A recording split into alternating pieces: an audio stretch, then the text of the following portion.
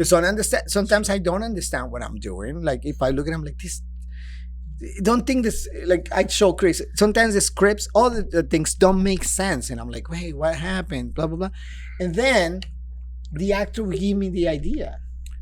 And then I will use it. And you go from there. You go from there. And again, we always will go back to the ego thing. Oh. You're there to help people. You're not Yes. there to make them feel comfortable. No, it's true. Yeah. And I think so many people.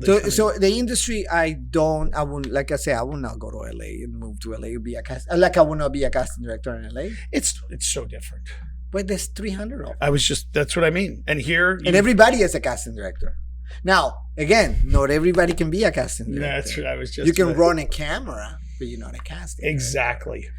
Casting director means you have an eye and you see somebody and you're like, and people would sometimes won't believe it. I'm like, hey, you ever done castings? And they're like, no, I will never. I'm like, you will do really good. And they're like, you think so? And then boom, change their life. No, and it's true because it's funny. You know, so many people as they're getting in this industry, they don't know what the roles are, and it's like, and you look at the best directors, and it's about the people and the connection. It's not about the shot.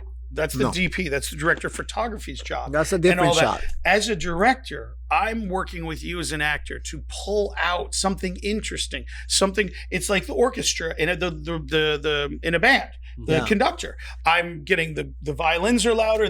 You're bringing all these instruments together to sound like something. And you as the caster, you're like, I'm going to make that instrument yours. That's what we're looking for. So it's the marriage is so important, and people, and as the actor, you steal success from yourself by getting so nervous and be like, oh, it's Carlos.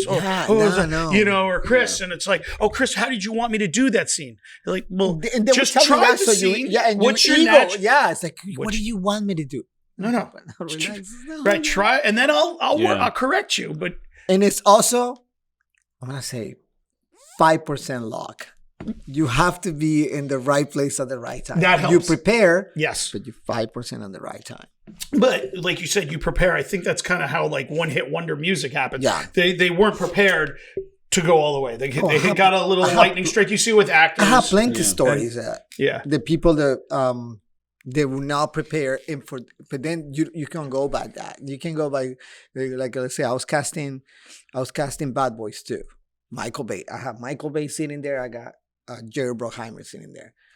Big. I was like, oh, okay, good. I got people outside, and I go, Papa, you got one shot. Yeah. If you're not prepared, you got one shot. These people are not gonna be like, can you do it again? No. And this guy, and I remember this guy. He walks in, and I saw him outside, and I said, you got your lines? And he goes, I never got the lines. And I'm like, okay. I said, trying to learn it. Now, to make it worse, he didn't speak English well, so it's taking it longer. And then at one point I go, you have to go in. It's nothing you can do. And then he's like, oh, just try. And then he went there and he did the lines, and it was horrible. It was horrible. But then the director goes, that was funny. Because he couldn't speak English well. Oh. And he was trying to say this line, and then booking him. And then booking him, and then he moved to LA. And but I told him, I'm like, every actor watching this right now, just through the computer again, their phone against the wall. But this is the thing. This is the thing. As soon as people, and I'll tell this, as soon as you walk into my office, it comes that thing where like, I'm here. And everything just turn around. You know, everything's like, oh, I'm going to screw it up. And people, I always tell this, and Chris has seen me this before. They just already start thinking how they're going to spend the money they're going to make in the commercial. Or like, I'm going to book this. What am I going to tell my mom? Wow, it's Home Depot. It's going to pay $45,000. Oh, and then I'm going to do this. And then, so that start messing up with your head. And then you not remember the lines. And you casting this. Yeah, that happens on a daily basis. And Chris has seen it. And Chris is a witness. I tell him stuff before, and then he see him in life. I'm like, I told you that happens. So not always you're gonna be that lucky. They you book a job like that. That guy and then move to LA and then become an actor. I never see him again, but it happens. But it happens. You get that one shot. Okay, so there's another story. So I got one actor over there. He's done tons of movies. Yeah, this is again 20 years ago. He's done tons of movies. Every movie in Miami that guy was on. He's outside the door, and he's screen testing with Cameron Diaz. And I go outside and I said, because he's one of the guys they like, and I said to him, I said, you ready? He goes, I'm ready. I'm done so many movies. I'm like, yeah, you're going to screen test. And he goes, oh, I got this. Whatever. I don't remember his last name. It was Manny. And I said, there's somebody in there. Yeah, you ready? He goes, oh, yeah, I'm ready. I bring him in. It's Cameron Diaz reading with him. Froze. Shit. Yeah, just shit. He fell apart. Blah, blah, looking at her. Pooped his pants. You know what? After that, never saw him again. Quit it right there. Because that's for you as an actor. Oh, you get the chance. You get starstruck in an audition. You're like, next. Right, that's it. Right. No, I can't. Yeah, that's funny. Though. Because again, you never know what you're gonna find if you're an actor. You have to be prepared. 99% of the time. If somebody, I still in this from Instagram with some famous actor did. If somebody's paying rent to see you perform and have a casting company, you go and perform. You do your best. Don't be like, oh, I'm here. That's what you train for. I'm here. I'm a good-looking guy. Book me. No. That's exactly how they talk as well. Yeah. Same way. Well, yeah, Chris. That's how I met Chris. That's how I met Chris. That's how he shows up in most of the time. Chris was a Calvin Klein model, and that's how I met him. Yeah. Yeah, and he was Calvin Klein.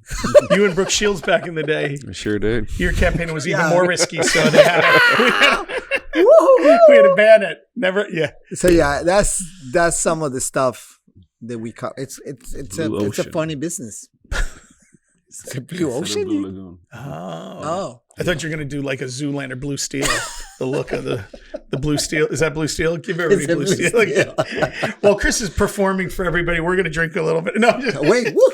Hey, I told you this was going to be easy. Told you this is how many? I think we need like 2 hours of this. No, people are gonna be. Oh my God, the story. So okay, I know we said we're gonna get through 4. Hold on, we talk about parents. Talk about casting.